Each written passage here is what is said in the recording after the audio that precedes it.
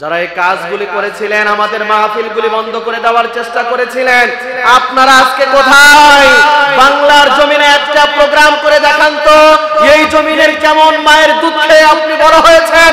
আজকে সামনে আসেন, আমাদের কাছ থেকে মাইক কেড়ে নেওয়া হয়েছে, স্টেজ থেকে নামিয়ে দেওয়া হয়েছে, বক্তাদের সাথে খারাপ আচরণ করা হয়েছে, মঞ্চে জুতা স্যান্ডেল নিক্ষেপ করা হয়েছে। আপনারা কোথায়? আসেন, আমরা আছি, আপনারা নাই। থাকবেন না, আমরা থাকবো, ইসলাম থাকবে, কোরআন থাকবে, ঠিক কি না?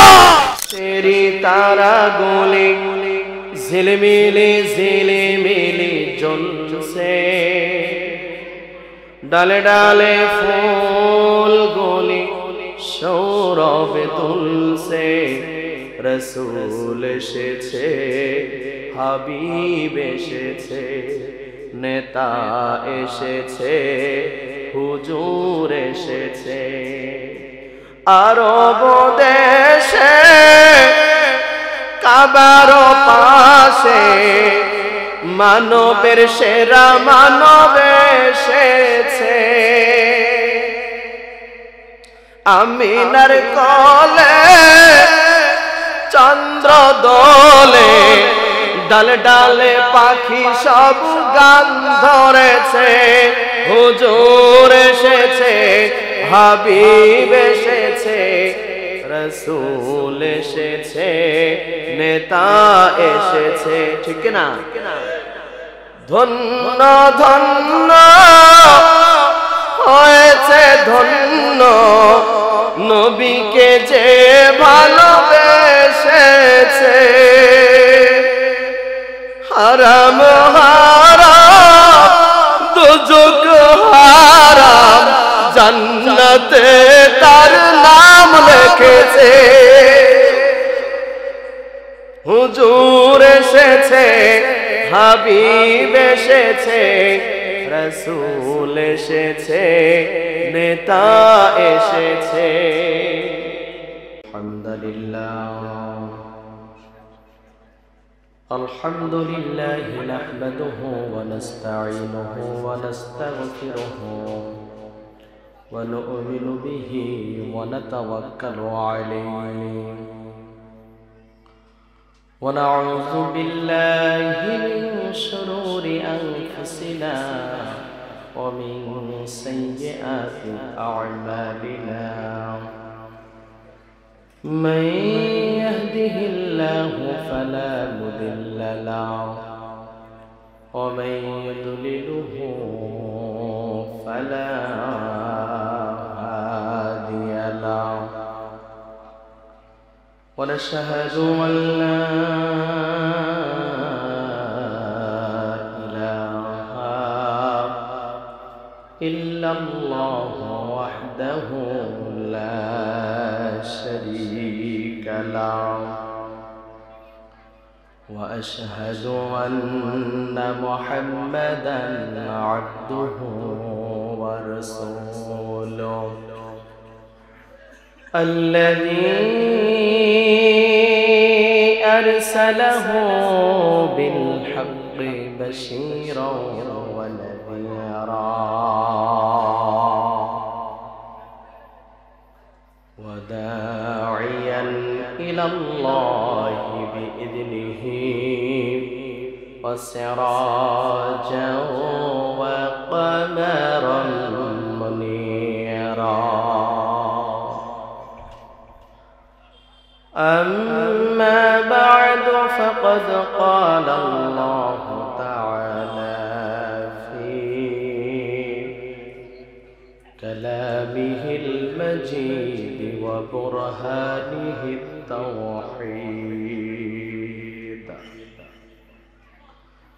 জবান ছেড়ে দিয়ে পড়ি আউযু বিল্লাহি মিনাশ শাইতানির রাজীম।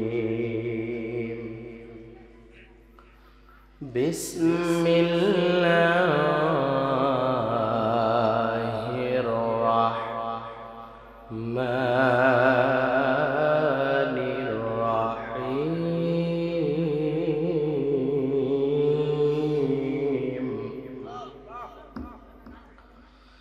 وإذ يمكر بك الذين كفروا ليثبتوك أو يقتلوك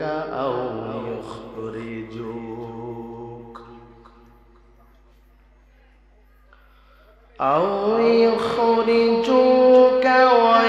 ويمكرون ويمكر الله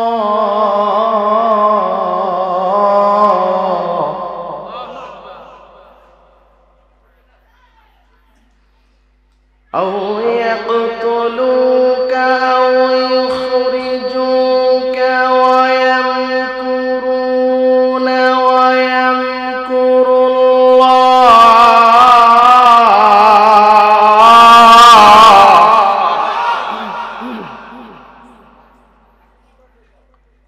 والله خير الماكرين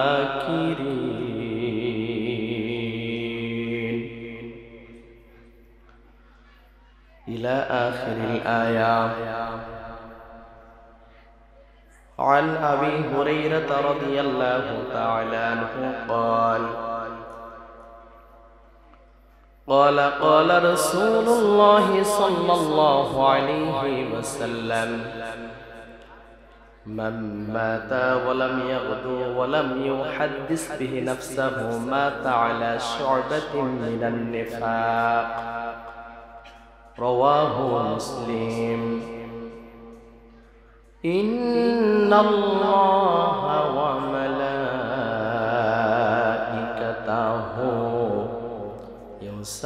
يصلون على النبي يا أيها الذين آمنوا صلوا عليه وسلموا تسليما. اللهم صل على محمد وعلى آل محمد كما صليت على إبراهيم وعلى آل إبراهيم إنك حميد مجيد. اللهم بارك على محمد وعلى آل محمد كما باركت على إبراهيم وعلى آل إبراهيم.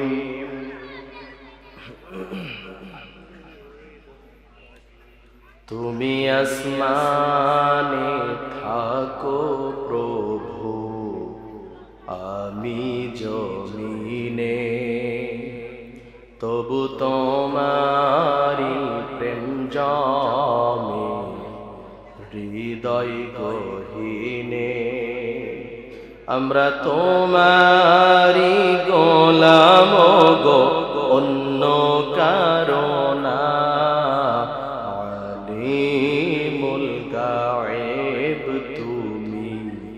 মালিক রব্বানা আল্লাহু আল্লাহু আল্লাহু আল্লাহ আল্লাহু আল্লাহু।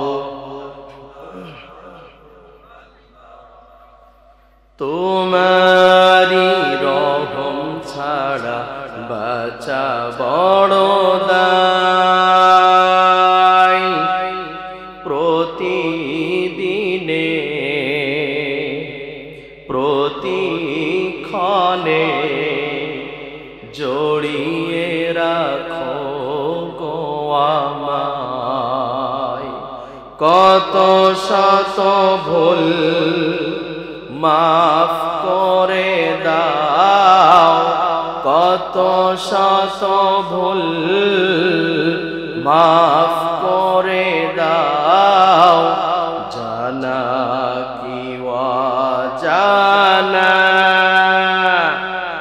আমরা তোমারি গোলাম গো, অন্য কারো না। আলিমুল গায়েব তুমি, মালিক রব্বানা। আল্লাহু আল্লাহু আল্লাহু আল্লাহ। কষ্ট হচ্ছে? আল্লাহর আওয়াজ তো এত আস্তে হওয়ার কথা নয়। আসমানের মালিককে, জমিনের মালিককে, আপনার এবং আমার হায়াতের মালিককে, তামাম পৃথিবীর সকল কুল কায়নাতের রিজিকের ব্যবস্থা করেন কে? ওই আল্লাহর নাম জবান দিয়ে একটু বেশি উঁচু আওয়াজে দেওয়া যাবে না মুসলমান? আল্লাহু আল্লাহু আল্লাহু আল্লাহ আল্লাহু।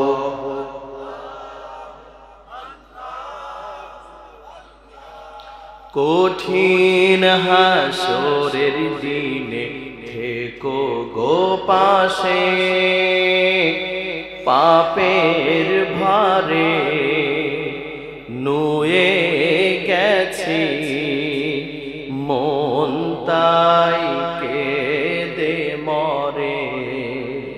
জান্নাতি ফুল দিও গো আমায়, জান্নাতি ফুল দিও গো আমায়, আগুনে ফেলে দিও না। আমরা তোমারি গোলাম গো, অন্য কারো না। আলিমুল গায়েব তুমি, মালিক রব্বানা। আল্লাহু আল্লাহু আল্লাহু। যারা এই কাজগুলি করেছিলেন, আমাদের মাহফিলগুলি বন্ধ করে দেওয়ার চেষ্টা করেছিলেন, আপনারা আজকে কোথায়? বাংলার জমিনে একটা প্রোগ্রাম করে দেখান তো, এই জমিনের কেমন মায়ের দুধ খেয়ে আপনি বড় হয়েছেন। আজকে সামনে আসেন, আমাদের কাছ থেকে মাইক কেড়ে নেওয়া হয়েছে, স্টেজ থেকে নামিয়ে দেওয়া হয়েছে, বক্তাদের সাথে খারাপ আচরণ করা হয়েছে, মঞ্চে জুতা স্যান্ডেল নিক্ষেপ করা হয়েছে। আপনারা কোথায়? আসেন, আমরা আছি, আপনারা নাই। থাকবেন না, আমরা থাকবো। ইসলাম থাকবে, কোরআন থাকবে, ঠিক কি না? পাহাড়ের গায়ে যদি কোনো ব্যক্তি আঘাত করার জন্য চেষ্টা করে, তার মাথায় ক্ষত বিক্ষত হবে, পাহাড়ের কিছু হবে ভাই? শুকরিয়া আদায় করছি আল্লাহ, যিনি এই সুন্দর পরিবেশ পরিস্থিতি আমাদেরকে দিয়ে দিয়েছেন। আমরা উন্মুক্ত পরিবেশ পেয়েছি, জবান খুলে কথা বলতে পারছি। হামদে বারি তাআলা পেশ করছি, মস্তক অবনত চিত্তে দিল থেকে কালিমাত শুকরিয়া আদায় করছি আল্লাহ সুবহানাহু ওয়া তাআলার দেওয়া শক্তি দিয়ে, রব্বুল ইজ্জাতুল জালালের দেওয়া জবান দিয়ে, আল্লাহ সুবহানাহু ওয়া তাআলার শিখানো শব্দ দিয়ে, একে অপরের সাথে দিয়ে পাল্লা, আকাশ বাতাস প্রকম্পিত করে উঁচু আওয়াজে সবাই একসাথে একযোগে পড়ে উঠছি আলহামদুলিল্লাহ। রব্বানা লাকাল হামদ হামদান কাসীরান তাইয়িবান মুবারাকান ফীহি ইয়া রাব্বি কামা ইয়ানবাগি লিজালালি ওয়াজহিকা ওয়া আযীমি সুলতানিকা।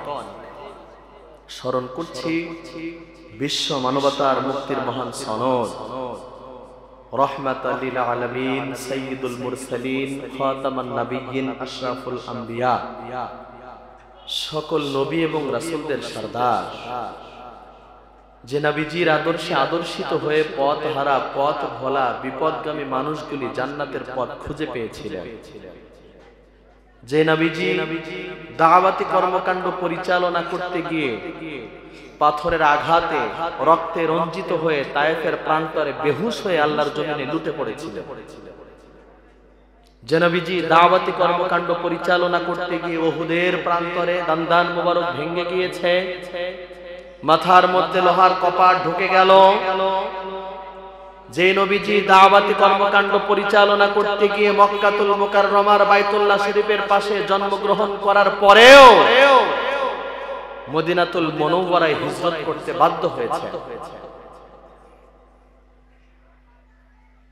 যে নবীজি দাওয়াতি কর্মকাণ্ড পরিচালনা করতে গিয়ে রক্তের পর রক্ত রঞ্জিত হয়ে আল্লাহর জমিন ভিজে গিয়েছে, ওই নবীজিকে স্মরণ করছি, দুরুদ আর সালাম পাঠ করছি, সবাই পড়ছি আল্লাহুম্মা সাল্লি আলাইহি আল্লাহুম্মা বারিক আলাইহি। প্রিয় উপস্থিতি, আপনাদের কষ্ট হচ্ছে, ক্লান্ত হয়ে পড়েছেন। আমরা যে মাহফিলে এসেছি এটা পৃথিবীর মধ্যে সর্বশ্রেষ্ঠ একটি জায়গা, সুবহানাল্লাহ। এখন বিশেষ করে অধিকাংশ মাহফিলগুলিতে গেলে দেখা যায় মাহফিলের মাঠে যদি লোক থাকে 20 জন, বাজারে থাকে 50 জন। আপনারা কি আমার সাথে একমত? এই পরিবেশগুলি দেখে আমার মনে হয় মক্কাতুল মুকাররমার সেই ওকাজের মেলার কথা। আজকে মাহফিলগুলি ওকাজের মেলায় পরিণত হয়েছে। বাদাম ভেঙে খাচ্ছে, পরিবেশ নষ্ট করছে, ছেলে মেয়ে একসাথে ঘোরাঘুরি করছে। আমরা এসেছি কোরআনুল কারীমের মাহফিলে শোনার জন্য। কোরআনুল কারীম, আওয়াজ দেন তো ভাই, ঠিক কিনা? তো সেখানে এসে মাহফিলের আদব রক্ষা করা প্রত্যেকজন ব্যক্তির ঈমানি দায়িত্ব, ঠিক কিনা? আপনারা যারা এখনো বাজারে ঘোরাফেরা করছেন, এদিক সেদিক ঘোরাফেরা করছেন, বাদাম খাচ্ছেন, চায়ের আড্ডা দিচ্ছেন, আর নয় ভাই, হতে পারে আজকের এই মাহফিল আপনার জীবনের শেষ মাহফিল, হতে পারে আজকের এই রাত আপনার জীবনের শেষ রাত, হতে পারে কোরআনুল কারীমের আলোচনা শোনা আজকে আপনার জীবনের এই আলোচনা শেষ আলোচনা। অতএব আপনি আর শয়তানের পিছনে দৌড়াবেন না, আপনি আর শয়তানের পদাঙ্ক অনুসরণ করবেন না। মেহেরবানি করে মাহফিলে আসুন, কথা শুনুন। হেদায়েত দেওয়ার মালিক কে? আরো একটু আওয়াজ দিয়ে বলেন তো কে?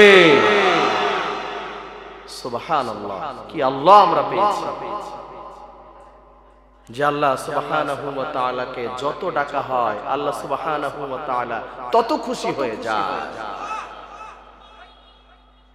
আপনি পৃথিবীতে আপনার বাবাকে যদি আপনি অতিরিক্ত ডাকাডাকি করেন, আপনার বাবা আপনার প্রতি বিরক্ত হবে, ঠিক কিনা?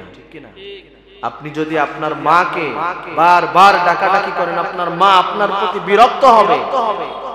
কিন্তু আপনি এমন এক আল্লাহ পেয়েছেন যে আল্লাহকে যত ডাকবেন তিনি তত খুশি হয়ে যাবেন। আপনি পৃথিবীতে যে মানুষের বাড়িতে যত যাবেন আপনার গুরুত্ব ওই বাড়িতে তত কমে যাবে। প্রথমে গেলে আপনাকে আদর করা হবে, ভালোবাসা হবে, চেয়ার দেওয়া হবে, বসতে দেওয়া হবে, বেডরুমে নেওয়া হবে। আপনি যদি বারংবার যাওয়া আসা করেন আপনার ওজন হালকা হয়ে যাবে, চেয়ারও দেওয়া হবে না, বেডেও নেওয়া হবে না, বসতেও দেওয়া হবে না। অথচ আল্লাহ সুবহানাহু ওয়া তাআলার ঘর মসজিদে আপনি যত যাবেন, যত প্রবেশ করবেন, আল্লাহ সুবহানাহু ওয়া তাআলার কাছে আপনার গুরুত্ব তত বেড়ে যাবে, আপনার মর্যাদা তত বেড়ে যাবে। আল্লাহু আকবার। অতএব আল্লাহ সুবহানাহু ওয়া তাআলাকে আমরা যত ডাকতে পারি আমাদের জীবন তত ধন্য, ঠিক কিনা ভাই? এখনো যারা এদিক সেদিক ঘোরাফেরা করছেন, ঘোরাফেরা না করে মাহফিলে চলে আসেন। এর আগে আপনাদেরকে শুনিয়ে দেওয়া হয়েছে, ওয়া ইযা কুরিয়াল কুরআনু ফাসতামিউ লাহু ওয়া আনসিতু লাআল্লাকুম তুরহামুন।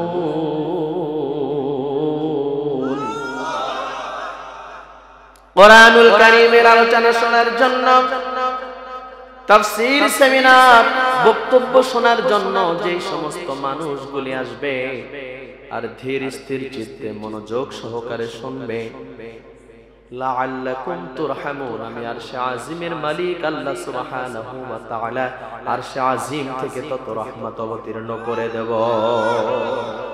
যেই জায়গা থেকে কোরআনুল কারীমের তেলাওয়াত, আলোচনা, বক্তব্য যত উপরে উঠবে ওই জায়গায় আল্লাহর রহমত তত বেশি হয়ে যাবে। আমাদের কাছে মনে হচ্ছে মাহফিলে লোকজন কম, উপস্থিতি অনেক কম, কিন্তু আমরা ওই চোখ দিয়ে দেখতে পাই না। কোরআনুল কারীমের আলোচনা যেখানে হয়, আয়াতের তাফসীরের মধ্যে লেখা হয়েছে মানুষের উপস্থিতি যেমন থাক, ফেরেশতাদের উপস্থিতি অনেক বেশি হয়ে যায়। রহমত কেমন ভাবে অবতীর্ণ হতে থাকে, মাহফিলের বাউন্ডারিটা ফেরেশতারা প্রথম একে অপরের সাথে কাঁধে কাঁধ মিলিয়ে দাঁড়িয়ে যায়, পুরা বাউন্ডারিটা প্রাচীর দিয়ে দেয়। এর পরবর্তীতে পুরা বাউন্ডারি যখন প্রাচীর হয়ে গেল, তখন একজন ফেরেশতা আরেকজন ফেরেশতার কাঁধের উপরে দাঁড়িয়ে যায়। দাঁড়িয়ে গিয়ে দ্বিতীয় রাউন্ড যখন হয়ে গেল, আবার এরপরে ফেরেশতারা আবার দাঁড়িয়ে যায়, তৃতীয় রাউন্ড হয়ে গেল। এইভাবে হইতে হইতে আরশে আজিম পর্যন্ত পৌঁছে যায়। আল্লাহ সুবহানাহু ওয়া তাআলা ওই বান্দাদের জন্য স্পেশাল ভাবে রহমতের বাড়ি ধারা দিয়ে দেয়। একান্ত প্রিয় আপনজনেরা, আমেন। নবীজি সাল্লাল্লাহু আলাইহি ওয়াসাল্লাম বললেন, মাজালিসুল ইলমি হিয়া রাউদাতুম মিন রিয়াজিল জান্নাহ। পৃথিবীর কোন জায়গায় যদি কোরআন আর হাদিসের মজলিস বসে যায়, মিলন মেলা বসে যায়, ওই জায়গার দুনিয়ার কোন জায়গা থাকে না, ওটা রাউদাতুম মিন রিয়াজিল জান্নাহ, জান্নাতের বাগান হয়ে যায়। আমরা মাহফিলে বসতে পেরে খুশি না বেজার? আমাদের জীবন ধন্য না ধ্বংস? প্রিয় উপস্থিতি, কোরআনুল কারীম শোনার জন্য আপনাকে এবং আমাকে বসতে হবে এবং শুনতে হবে। লক্ষ্য করুন, আলোচনা যদি হতে হয় কোথা থেকে হতে হবে? রাসূল করিম সাল্লাল্লাহু আলাইহি ওয়াসাল্লাম সুন্দর রেস্ট্রিকশন দিয়ে দিয়েছেন, মান ক্বালা বিহি সাদাকা। তোমাদের সামনে যদি কথা বলা হয়, বক্তব্য দেওয়া হয়, লেকচার দেওয়া হয়, ওই বক্তব্য, ওই লেকচার, ওই কথাগুলি হক এবং সত্য, সেটা কোরআন থেকে হতে হবে। কষ্ট হচ্ছে ভাই? লক্ষ্য করুন, নবীজি সাল্লাল্লাহু আলাইহি ওয়াসাল্লাম বললেন, ওয়া মান আমিলা বিহি ওয়াজরা। আর তোমাদের সামনে যখন হক আর সত্য বক্তব্য পেশ করা হবে, আমলের নিয়তে শুনবে, আমল করবে, অবশ্যই তোমরা কোনো অজুহাত পেশ করবে না। ওমান হাকামা বিহি আদালা। কোরআনুল কারীম তোমাদেরকে যে বিচার ব্যবস্থা দিয়েছে, ওই বিচার ব্যবস্থাকে তোমাদের বিচার ব্যবস্থা মেনে নিতে হবে। এই কথাগুলি যদি তোমরা পালন করতে পারো, ফাকাদ হুদিয়া ইলা সিরাতিল মুস্তাকিম, তোমরা সিরাতাল মুস্তাকিমের পথের উপরে আছো। তাহলে আসতে পেরে আজকে রাত তো যেভাবেই হোক চলে যাইতো, ঠিক কিনা ভাই? আসতে পেরে আজকে আমাদের জীবন ধন্য হয়েছে। প্রিয় উপস্থিতি, আমি আপনাদের খেদমতে সূরা আনফাল এর একটি মাত্র আয়াত পাঠ করেছি। একটু আওয়াজ দিয়ে বলেন তো, আয়াত কয়টি? একটি মাত্র আয়াত পাঠ করেছি। আয়াত সংখ্যা হচ্ছে 30। আয়াত সংখ্যা কত? 30। এই সূরার মধ্যে মোট আয়াত সংখ্যা রয়েছে 75। কত আয়াত? 75 আয়াত। এই 75 আয়াতের মধ্যে আমি একটি মাত্র আয়াত পাঠ করেছি। সেটা আয়াত নাম্বার কত বললাম? কত বললাম? যারা আওয়াজ দিচ্ছেন না তারা বলেন কত? 30। এই আয়াতের আলোকে আমরা কথা বলবো ইনশাআল্লাহ। কোরআনুল কারীমের সূরা আনফালের আয়াতগুলিকে দুই ভাগে ভাগ করা হয়েছে। একটু আওয়াজ দিতে হবে। কয় ভাগে? দুই ভাগে। খেয়াল করুন, 1 থেকে 4 নম্বর আয়াত পর্যন্ত মুমিনের গুণাবলী এবং যুদ্ধলব্ধ সম্পদের ব্যাপারে বলা হয়েছে। আর 5 নম্বর আয়াত থেকে শুরু করে 75 নম্বর আয়াত পর্যন্ত সূরাটি মদিনায় অবতীর্ণ হওয়ার ফলে রাসূল করিম সাল্লাল্লাহু আলাইহি ওয়াসাল্লাম মদিনায় হিজরত করার পর তার উপরে জুলুম, নির্যাতন, মারামারি, কাটাকাটি, রক্তারক্তি 5 আয়াত থেকে 75 পর্যন্ত। আয়াত সংখ্যা কত ভাই? 5 থেকে 75। কত আয়াত মোট? 70। কত? 70। এই 70 আয়াতে রাসূল করিম সাল্লাল্লাহু আলাইহি ওয়াসাল্লামের মাদানী জীবনে ইতিহাসের সম্পর্কে আলোচনা করা হয়েছে। আমরা 1 থেকে যে 5 নম্বর আয়াত পর্যন্ত মুমিনের গুণাবলীর ব্যাপারে বলা হয়েছে, এই ব্যাপারে সংক্ষিপ্ত একটু সরল অনুবাদ কিছু কথা বলেই আমরা মূল আলোচনায় চলে যাব ইনশাআল্লাহ। কষ্ট হবে? কষ্ট হবে আমাদের? লক্ষ্য করুন, আল্লাহ সুবহানাহু ওয়া তাআলা সূরা আনফালের 2 নম্বর আয়াত ওয়া তাআলা নিজেই বলে দিয়েছেন, যারা কোরআনের বাধা দেয়, কোরআনের আলোচনা শোনে না, ওরা হচ্ছে পিতৃ পরিচয়হীন। এ কথাটা কার? আর আওয়াজ দিয়ে বলেন কার? আমি কি বানিয়ে বললাম? আমি আপনাদেরকে বানিয়ে শুনিয়েছি, আমার ইচ্ছা মতো বলেছি। কে বলেছেন? অতএব জাতির সামনে সাবধান হয়ে যেতে হবে। কোরআনুল কারীমের বাধা দেওয়ার মতো সুযোগ নাই, মাহফিলের দিকে চোখ রাঙানোর মতো সুযোগ নাই। যদি কোনো ব্যক্তি বাধা দেয়, চোখ রাঙায়, বিরক্ত হয়, চুলকানি হয়, আপনি বুঝবেন ওর পিতার ঠিক নাই। একান্ত প্রিয় আপন জনেরা আমার, আর অপর দিকে যারা মুমিন তাদের আলোচনা শুনলে ভালো লাগে, সুবহানাল্লাহ। তাদের অন্তরে ঈমান বৃদ্ধি পেতে থাকে, তারা আত্মতৃপ্তি পায়, তারা তাওয়াক্কুল করে কার উপর? 3 নম্বর আয়াত আল্লাহ সুবহানাহু ওয়া তাআলা বলেন, আল্লাযীনা ইউকিমুনাস সালাতা ওয়া মিম্মা রাযাকনাহুম ইউনফিকুন। আল্লাহ সুবহানাহু ওয়া তাআলা বলেন, জাতির মানুষ তোমরা শোনো, যারা মুমিন বলে দাবি করতে চায়, যারা ঈমানদার বলে দাবি করতে চায়, ওই শ্রেণীর মানুষগুলির কথা তোমরা শোনো। ওই শ্রেণীর মানুষগুলি সমাজের মধ্যে নামাজ প্রতিষ্ঠা করে। কি প্রতিষ্ঠা করে ভাই? কষ্ট হচ্ছে, আওয়াজ বাড়াইতে হবে। কি প্রতিষ্ঠা করে? নামাজ প্রতিষ্ঠা করে। আল্লাহ সুবহানাহু ওয়া তাআলা যে অর্থ সম্পদ তাদেরকে দিয়েছেন, ওই অর্থ সম্পদ থেকে তারা দ্বীনের জন্য, ইসলামের জন্য ব্যয় করে। সুবহানাল্লাহ। তাহলে আমাদের মুমিন বলে দাবি করতে হলে আনফালের 2 নম্বর আয়াত থেকে জেনেছি, আলোচনা শুনলে ভালো লাগবে, আত্মতৃপ্তি পাবো, ঈমানটা বৃদ্ধি পাবে। আওয়াজ দেন তো একটু, ঠিক কিনা? দ্বিতীয় যেটা জানলাম, আমাদেরকে নামাজ প্রতিষ্ঠা করতে হবে। কি প্রতিষ্ঠা করতে হবে? আমরা তো সবাই কাজে ব্যস্ত থাকি। কাজের ফাঁকে ফাঁকে নামাজ, না নামাজের ফাঁকে ফাঁকে কাজ? কথা বুঝি বোঝেন নাই? কাজের ফাঁকে ফাঁকে নামাজ, বুঝতেছেন না? নামাজের ফাঁকে ফাঁকে কাজ। হ্যাঁ হ্যাঁ, আওয়াজ নাই। নামাজের ফাঁকে ফাঁকে কাজ, আল্লাহর ইবাদতের ফাঁকে ফাঁকে দুনিয়ার কাজ। কিন্তু আমরা তো সেটা করি না।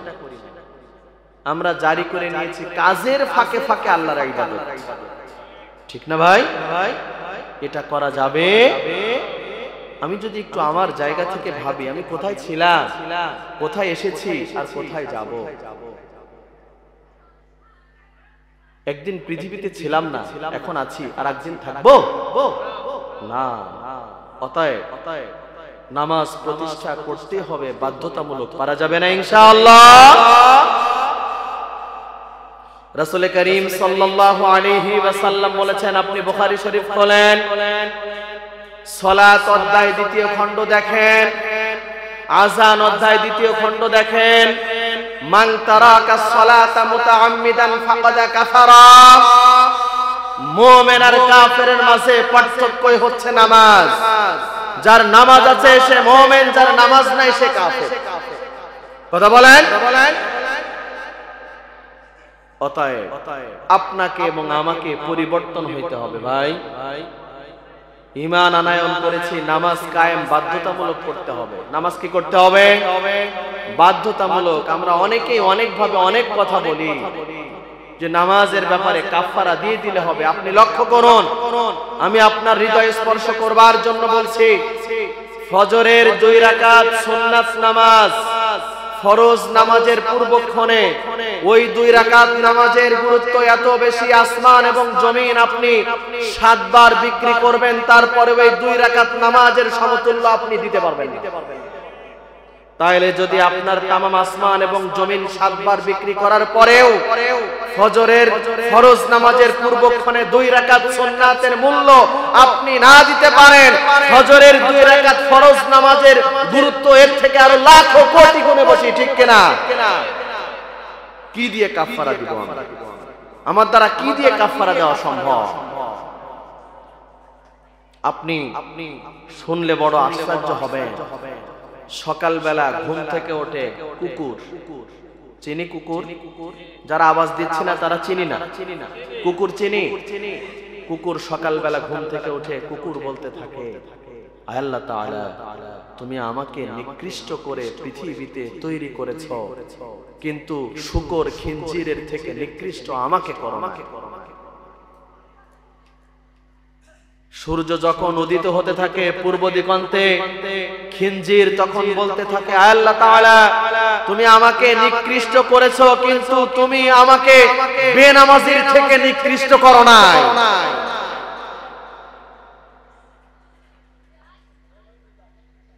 রাসূল করিম সাল্লাল্লাহু আলাইহি ওয়াসাল্লাম বলেছেন, যেই লোকটা নামাজ পড়ে না ওই লোকটা কাফের। কসম আল্লাহর, तमाम পৃথিবীর যত মাদকদ্রব্য আছে সকল মাদকদ্রব্য আপনি খেয়ে ফেলবেন, আপনাকে কাফের বলা হয় নাই। আপনি জিনা করবেন, আপনাকে কাফের বলা হয় নাই। আপনি সতীত্ব নষ্ট করবেন, আপনাকে কাফের বলা হয় নাই। আপনি সমাজে বিশৃঙ্খলা তৈরি করবেন, আপনাকে কাফের বলা হয় নাই। আপনি হত্যা করবেন, আপনাকে কাফের বলা হয় নাই। নামাজ পড়বেন না, কাফের বলা হয়েছে। বেনামাজি থাকার সুযোগ নাই, ঠিক কি না? তার মানে আমি আপনাকে মাদক দ্রব্য সেবন করবার জন্য উদ্বুদ্ধ করি নাই, আমি আপনাকে জিনা করবার জন্য উদ্বুদ্ধ করি নাই, কিন্তু আমি আপনাকে বোঝানোর চেষ্টা করেছি নামাজ আদায় না করলে সে কাফের হয়ে যায়। অতএব নামাজ আদায় বাধ্যতামূলক। পারা যাবে না ইনশাআল্লাহ? হয়ে যেতে পারে যে ওয়াক্ত নামাজ আমি আদায় করছি আমার জীবনের এই ওয়াক্তের নামাজটা শেষ নামাজ, আগামীকালকে আবার এশার নামাজ আমি পাবো কিনা এই গ্যারান্টি আমার নাই। ফজরের জামাতে শামিল হতে পারবো কিনা এই গ্যারান্টি আমার। পৃথিবীতে অসংখ্য অগণিত শক্তিশালী মানুষ রাত্রিবেলা ঘুমিয়ে গিয়েছে, সকালবেলা লাশ হয়ে উঠেছে। ফজরের আযান নামাজ তো দূরের কথা, তার জন্য জানাজার সালাত রেডি হয়ে গেছে ভাই। অতএব আপনি আপনার সালাতের গুরুত্ব বোঝেন, আপনি আপনার পরিবারের মধ্যে সালাত প্রতিষ্ঠা করেন। এটা হচ্ছে মুমিনের গুণাবলী। কার গুণাবলী ভাই? মুমিনের। আপনি এবং আমি নামাজ প্রতিষ্ঠা করব ইনশাআল্লাহ। পর্দার অন্তরাল থেকে মা এবং বোনেরা আপনারা শুনছেন, আপনাদেরকে মেহেরবানি করে বলছি আপনি নিজে নামাজ আদায় করবেন, আপনি আপনার সন্তানদেরকে নামাজের ব্যাপারে উদ্বুদ্ধ করবেন। আপনি যখন ফজরের নামাজে চলে যাচ্ছেন, আপনি আপনার পরিবারের মধ্য থেকে কথা বলে যাচ্ছেন যে আমি নামাজে চলে গেলাম, তোমরা উঠে নামাজ আদায় করে নিও। আপনি নামাজ শেষ করে এসে দেখছেন আপনার উপযুক্ত সন্তান, আপনার উপযুক্ত ছেলে, আপনার উপযুক্ত পুত্রবধূ, আপনার উপযুক্ত মেয়ে নামাজ না আদায় করে রুমের মধ্যে ঘুমিয়ে আছে। আপনি যদি ঈমানদার ব্যক্তি হন আপনি ছাড় দিতে পারেন না। কারণ হচ্ছে আপনি যদি জানেন আপনার সন্তানের রুমের মধ্যে আগুন ধরে গিয়েছে, আপনার ওই সন্তান ঘরের মধ্যে ঘুমাচ্ছে, আর আপনি ওই সন্তানকে ডেকে বের না করে আপনি এমনিতে চলে যাবেন, এটা হতে পারে না, ঠিক কিনা?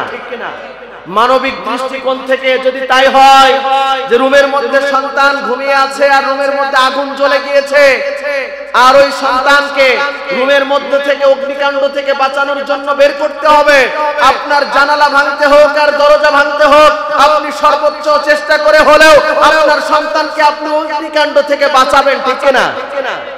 যদি তাই হয় তাহলে আপনার সন্তান ঘুমিয়ে আছে, আপনার সন্তানের ওই দরজার মধ্যে লাথি মারতে হোক আর হাত দিয়ে কিল মারতে হোক আর চড় মারতে প্রয়োজন হোক, আর আপনার ওই দরজার মধ্যে আঘাত করে আপনার ওই সন্তানকে অগ্নিকাণ্ড থেকে মুক্ত করবার জন্য ফজরের নামাজের সাথে বাধ্যতামূলক নিয়ে যাওয়া, ঠিক কিনা?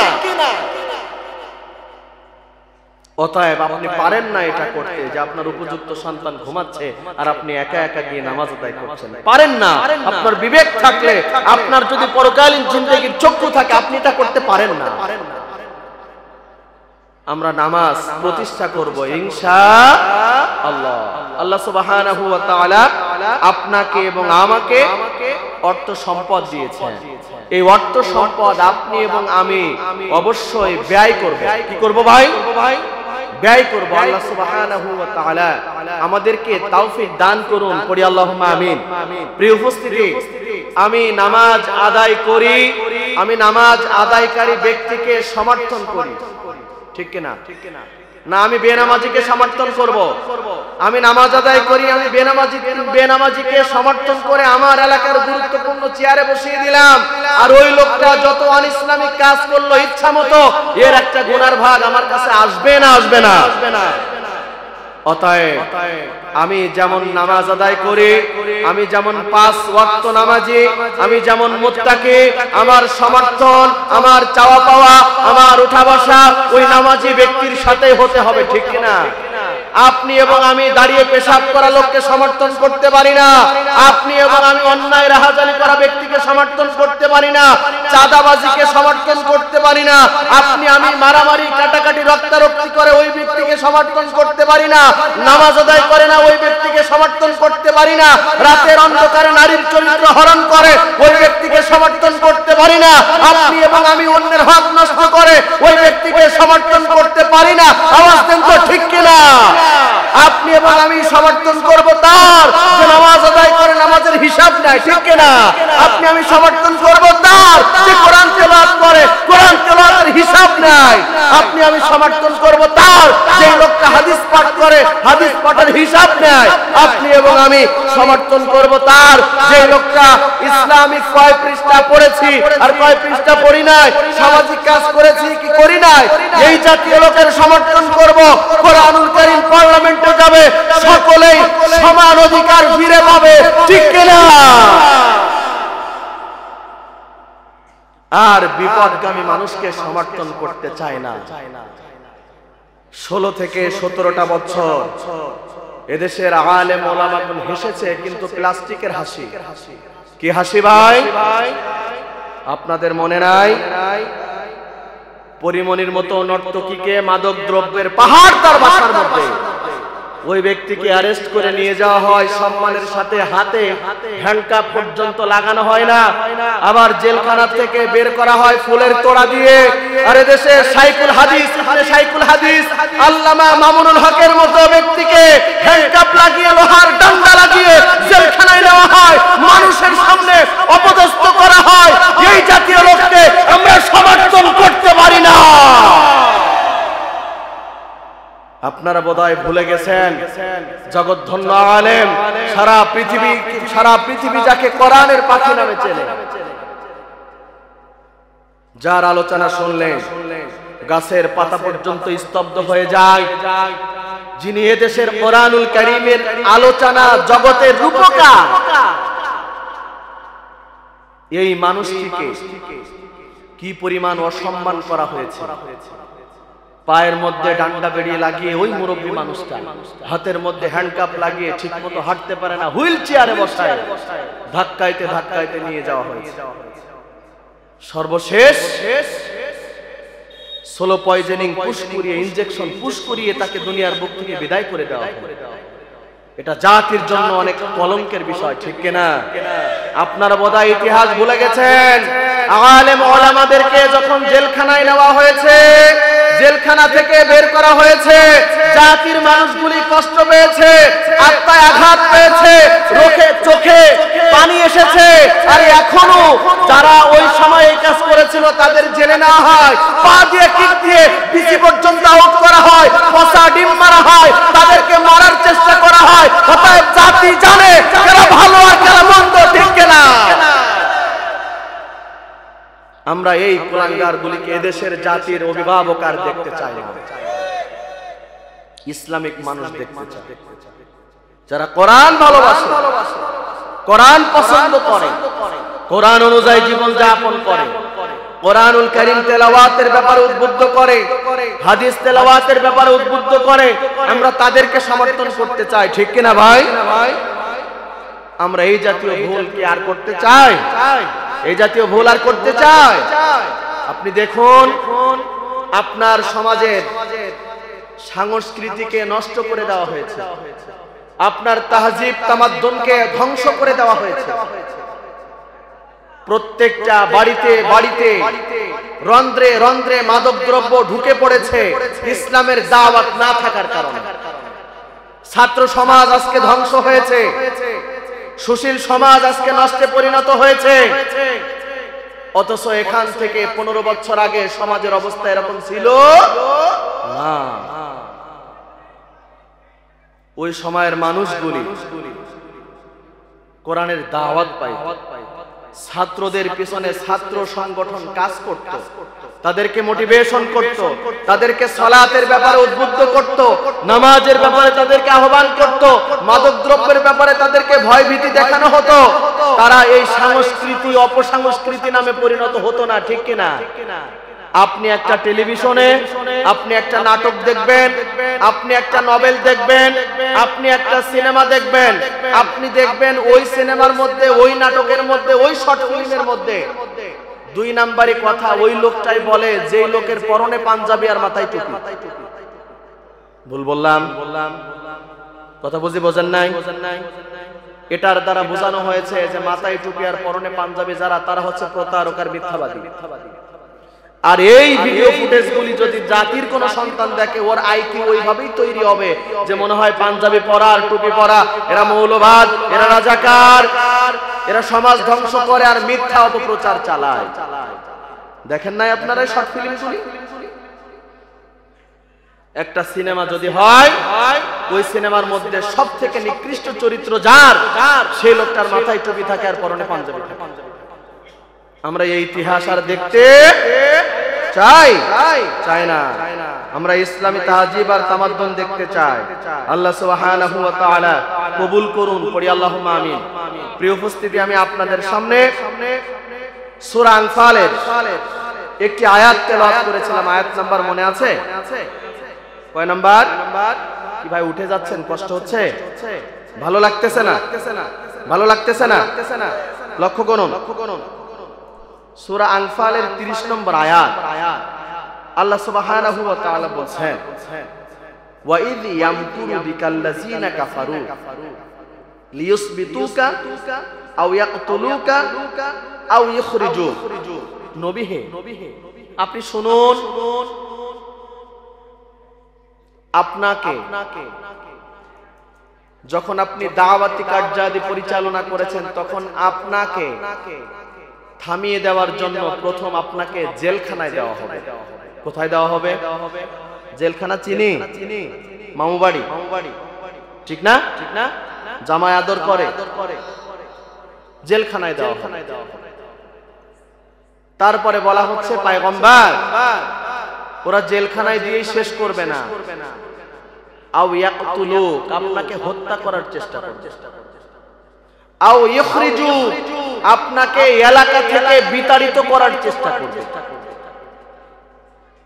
প্রিয় উপস্থিতি, আল্লাহ সুবহানাহু ওয়া তাআলা তারপরে বলেন, ওয়া ইয়ামকুরুনা ওয়া ইয়ামকুরুল্লাহ।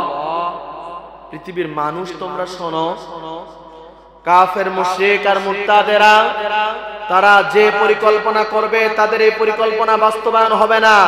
সকল পরিকল্পনাকারীর উপরের পরিকল্পনাকারী কে? আল্লাহ।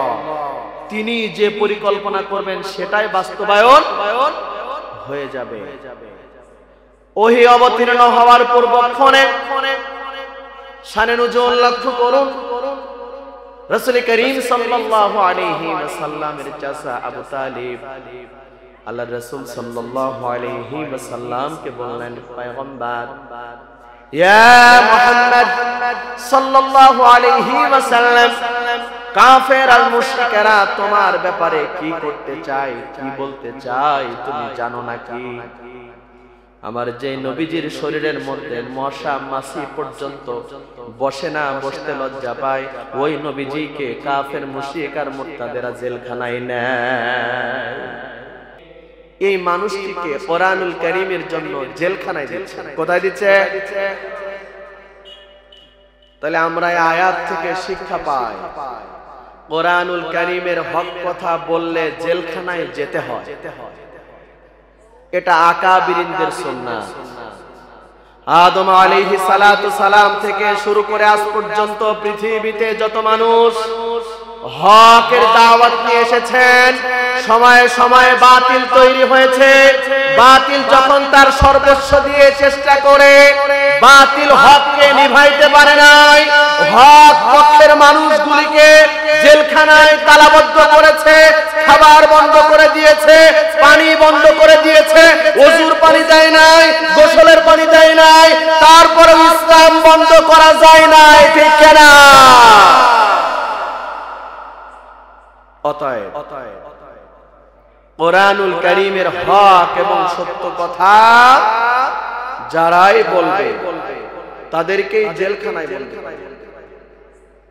শানে নুজুল লক্ষ্য করুন, প্রিয় নবীজি সাল্লাল্লাহু আলাইহি ওয়াসাল্লামের চাচা আবু তালিব আল্লাহর রাসূলকে বললেন, মুহাম্মদ তুমি কি জানো সাল্লাল্লাহু আলাইহি ওয়াসাল্লাম তোমার বিপক্ষে অবস্থান নিয়ে, ওগো নবীজি তুমি কি জানো তোমার বিপক্ষে অবস্থান নিয়ে দারুন নদওয়ায় বৈঠক করছে, তারা তোমার বিরুদ্ধে ষড়যন্ত্র করছে।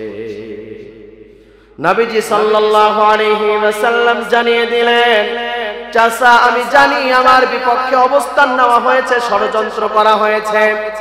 চাচা আবু তালিব বললেন, বলো তো দেখি কি ষড়যন্ত্র করা হয়েছে, তোমার বিপক্ষে অবস্থান নিয়ে কি তারা পরিকল্পনা করেছে, একটু বলো তো শুনি। আল্লাহ সুবহানাহু ওয়া তাআলা ওহী অবতীর্ণ করে আমার নবীজিকে জানিয়ে দিলেন, আল্লাযীনা কাফারু, যারা কাফের, লিয়ুসবিতুকা তারা আপনাকে বন্দী করতে চায়, আও ইয়াকতুলুকা তারা আপনাকে হত্যা করতে চায়, আও ইখরিজুকা তারা আপনাকে আপনার এই সমাজ থেকে নির্বাসন করে বিতাড়িত করতে চায়। আল্লাহর রাসূল সাল্লাল্লাহু আলাইহি ওয়াসাল্লাম চাচা আবু তালিবকে বললেন, এই কথাগুলি আমি জেনেছি। চাচা আবু তালিব বললেন, পয়গম্বর তোমাকে কে বলেছে? আমার নবীজি সাল্লাল্লাহু আলাইহি ওয়াসাল্লাম বললেন, আমার মহান প্রতিপালক আমার আল্লাহ সুবহানাহু ওয়া তাআলা আমাকে জানিয়ে দিয়েছে। চাচা আবু তালিব বললেন, বাবা তাইলে তো তোমার প্রতিপালক খুব সুন্দর উপদেশ তোমাকে দেয়, তিনি তোমাকে যেই উপদেশ দেয় তুমি সেই উপদেশ গ্রহণ করো, আর ওই উপদেশ অনুযায়ী তুমি তোমার জীবন যাপন করো।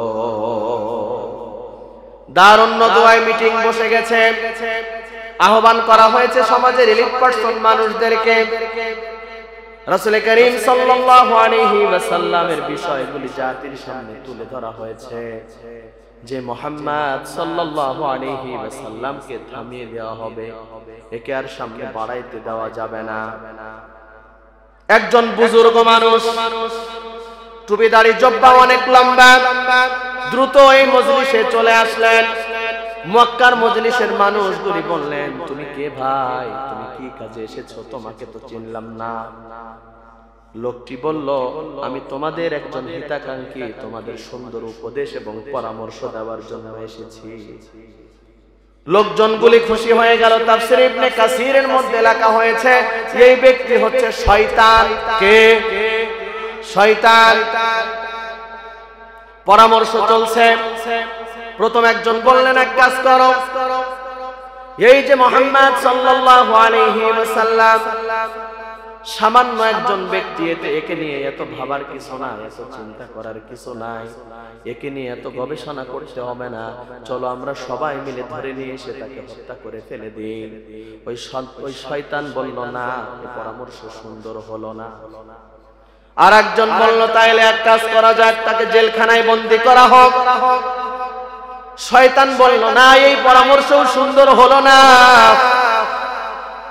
আর একজনের পক্ষ থেকে প্রস্তাব করা হলো, তাইলে এক কাজ করা যাক, আমরা সমাজের প্রত্যেকটা গোত্র থেকে, প্রত্যেকজন ব্যক্তির থেকে প্রতিনিধি নির্বাচন করি, যারা ইয়াং টকবকে যুবক, তাদেরকে নিয়ে এসে তরবারি দিয়ে আঘাত করে মুহাম্মদ সাল্লাল্লাহু আলাইহি ওয়াসাল্লামকে বিদায় করে দেওয়া হবে, তাকে হত্যা করা হবে। যখন হত্যা কার্যাদি চালানো হবে, যতগুলি গোত্র আছে প্রত্যেকটা গোত্রের প্রত্যেকজন নির্বাচিত ব্যক্তি আঘাত করবে। একটা গোত্রের একজন মারা গেলে সকল গোত্রের উপরে আর এই বিচার চাপায় দিতে পারবে না। একটা গোত্র এতগুলি গোত্রের সাথে মারামারি, কাটাকাটি, রক্তারক্তি করে সামনে আগাইতে পারবে না। অতএব কি করো, সবাই মিলে লোক নির্বাচন করো, প্রত্যেক গোত্র থেকে 10 জন করে, আর এই 10 জন করে লোক মুহাম্মদ সাল্লাল্লাহু আলাইহি ওয়াসাল্লামকে দুনিয়ার বুক থেকে সরিয়ে দেওয়ার জন্য সবাই প্রস্তুত হয়ে যাও, সবাই তৈরি হয়ে যাও।